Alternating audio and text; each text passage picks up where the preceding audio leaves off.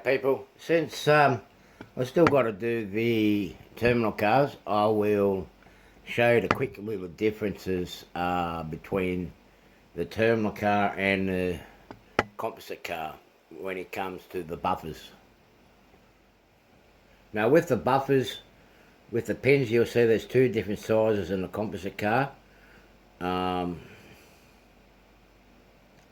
The long one goes towards the guards compartment, and the small one, the short one there, it goes to the passenger side. Now just be careful you don't mix the short one with the rivet like how I have. Okay, so we're just going to put them into place and I'll show you what it'll look like.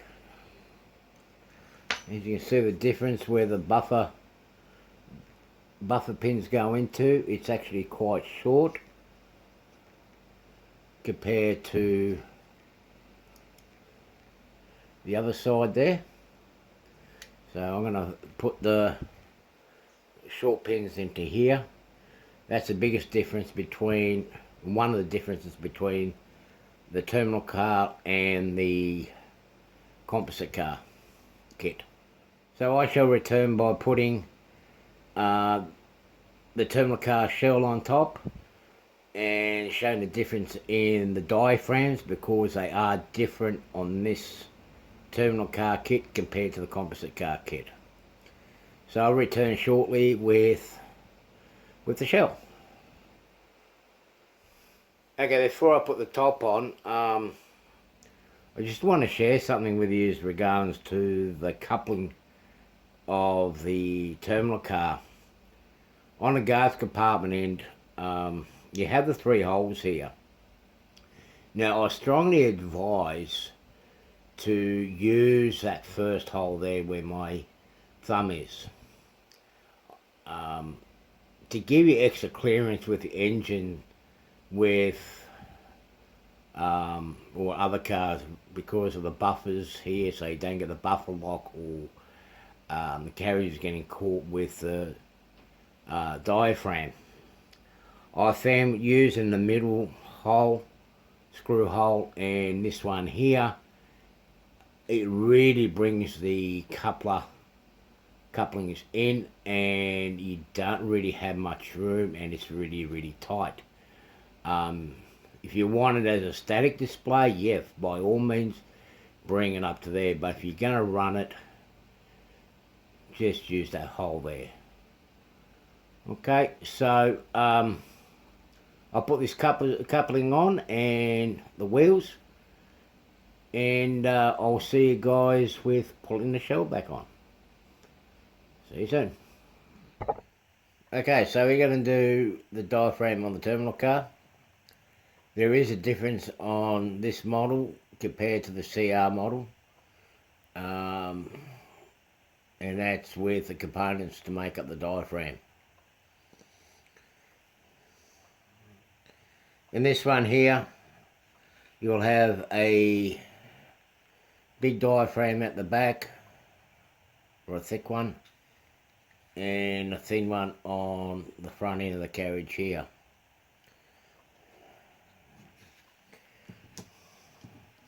With the back one, you'll have just one diaphragm like this, or the clip which gets glued onto the back.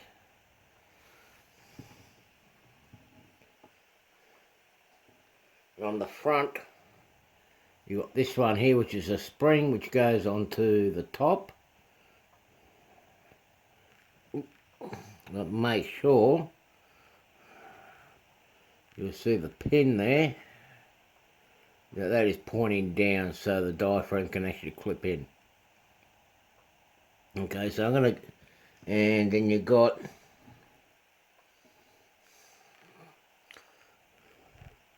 this small one here. You'll see a little pin in that as well. That goes up, that goes onto the bottom.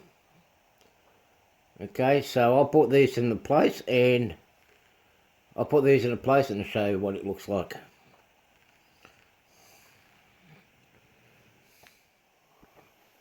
Okay, so here you got it in place here. That's the back. And that's the front of the carriage. I'll just put the diaphragms on now.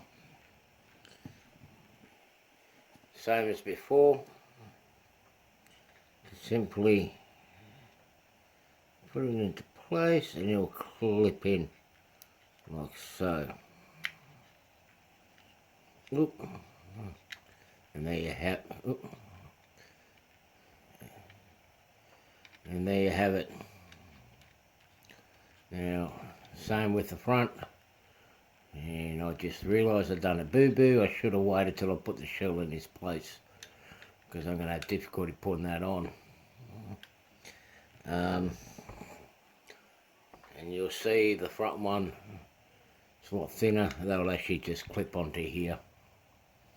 Okay, so what I'll do is I'll put the shell onto a chassis, and then we'll finish off the series. So what I'm going to do with this one here now, I'm going to show you guys how I'll put these passenger compartments on. You see the long opening here, that's the guards compartment, and of course you've got all the passenger compartments there. Again, that's the front, that's the back. And they simply, and you've got these little tabs on the ends that clip into the holes. Okay, so we're going to put these in gently, like so.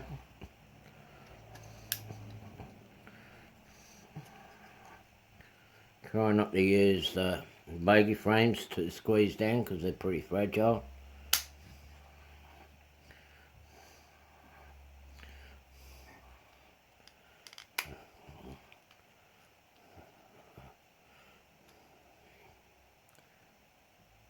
And there you have it. So now I'm going to put the passengers into place and close it all up. Okay, so I've given a carriage a test run and I put on the final detail. As you can see, I've clipped in the bigger diaphragm at the back of the train, and you'll notice that the front diaphragm is a little bit skinnier. It actually gives you an advantage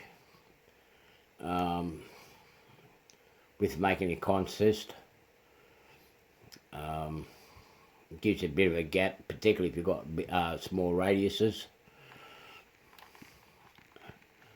And you've got two pieces. You've actually got two pieces for this. You've got one piece up the top and a little one on the bottom. Glue them into place first and then clip it in. Leave this tool last when you put the shell on. And then what I proceed to do is I put the back step on the board and the step to go up the side, and the handrails, as you see there, they were the last bit of detail.